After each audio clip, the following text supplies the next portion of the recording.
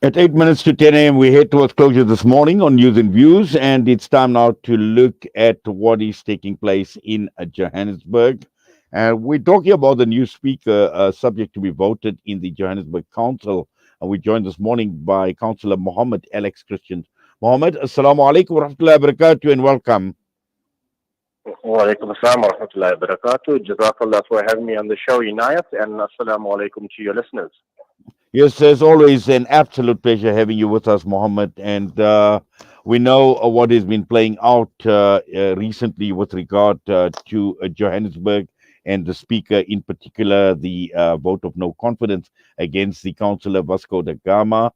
And we have now learned about a new speaker who is subject to be voted in the council soon. So the city manager has put out a notice that next week, Wednesday, we will be voting in a new speaker. So that is what will be happening. From our side, the coalition parties have met and they are busy putting together who their candidate will be through their multi-party caucus. Yes. Now, these multi-party caucuses that you speak of, and with regard to the coalition government, and when we've seen when Vasco da Gama was actually ousted, again, it raises some sort of question marks as to, whether these coalitions are really working, Alex. Well, when we look at coalitions, they're always going to be ups and downs until we find our feet. This coalition is a new coalition. There's partners on there that were not part of the coalition in 2016.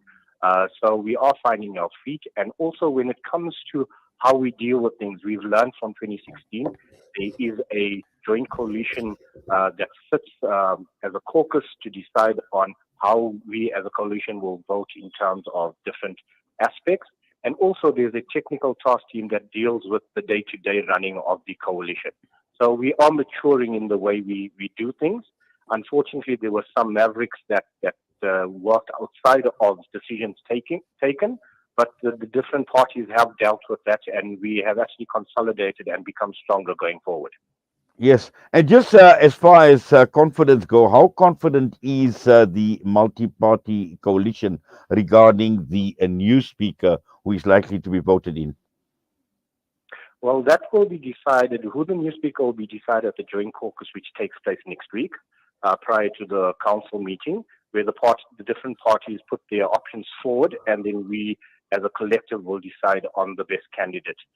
From the DA side, we have our processes. The Councillor da Gama, who was ousted, is also given an opportunity to put his name forward because in the DA, when there's major positions, we go through a rigorous process of interviews and providing CVs and motivations as to why certain people should stand for the DA. Yes. Now, just looking at the DA, for example, and obviously you are the majority party in the multi-party coalition, and in terms of influencing the decision making from the other parties who are the who form part of the coalition, how difficult or how easy a task is it for the DA, particularly when you are in a majority situation? So there's been a lot of compromises from the DA side to ensure that we have the best team that goes forward every time. So there was an agreement made when we first formed the coalition as to who will hold which positions. That still stands, and the caucuses then will decide in terms of whether they're happy with the candidates being put forward. So even though we are majority, there is a agreement in place that we all need to abide by. Well, and also, at the end of the day, one cannot compromise the day-to-day running of the council, and this is important because we see, sometimes when things like these happen, it actually starts impacting on the actual job that the council is supposed to do, and providing the services, and also in terms of what voters who have voted you in would expect of you, Alex. No, definitely I agree with you, Inai, but we must also understand the city of Johannesburg. has a separation of powers. So with the speaker not being there, it does not impact on the day-to-day running. That is the executive led by Mayor Dr. Mpho Palazzi. They are still intact. They are busy with the service delivery side. The side that we are busy with next week is the oversight part. But as chair, myself also being a chairperson, that is where have been continuing with our work.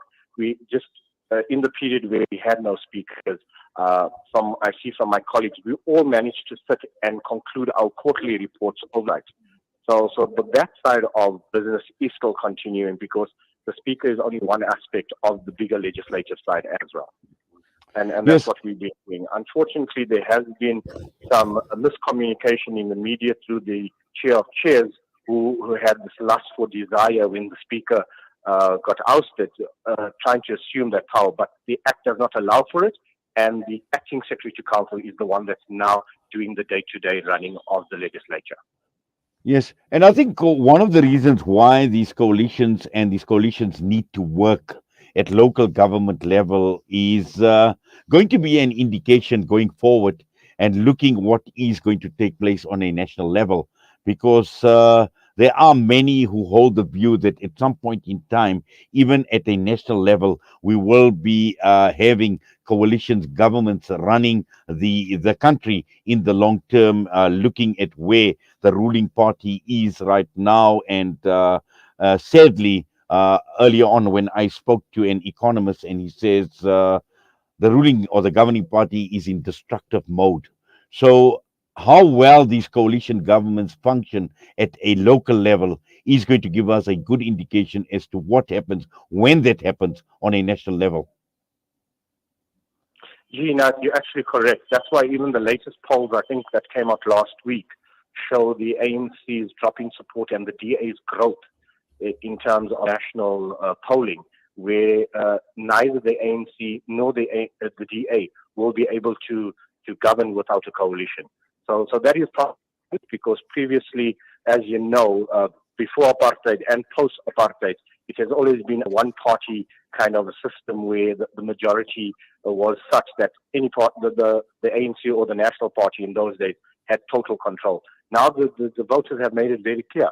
We're looking at a coalition because we want shared powers so that we can hold people accountable as well. And that's what coalition governments bring when it's set up properly. We've seen this being done very well in the early 90s, early 2000, late 90s in Cape Town, where the first coalition was formed under Helen Zille, and that worked out very well, and that's why the residents of the Western Cape had confidence in saying, dear, you led a very well and structured coalition. Let us give you the power now to continue with that. Well, we certainly will watch the space. Mohammed comes next week. But for now, we say shukran, and we thank you for your time with us this morning here on Salam Media. All the best to you. Tuan Inayat and Jazakallah once again for having me on your show. I mean, Assalamu alaikum wa rahmatullahi wa barakatuh. Walaikum assalam wa rahmatullahi wa barakatuh. Councillor Mohammed Alex Christian with us this morning, and with that, we are heading towards closure. And next up is going to be Juice 25, Sheikh Ahmed Al Ajmi. With that, from myself and the team, Assalamu alaikum wa rahmatullahi wa barakatuh.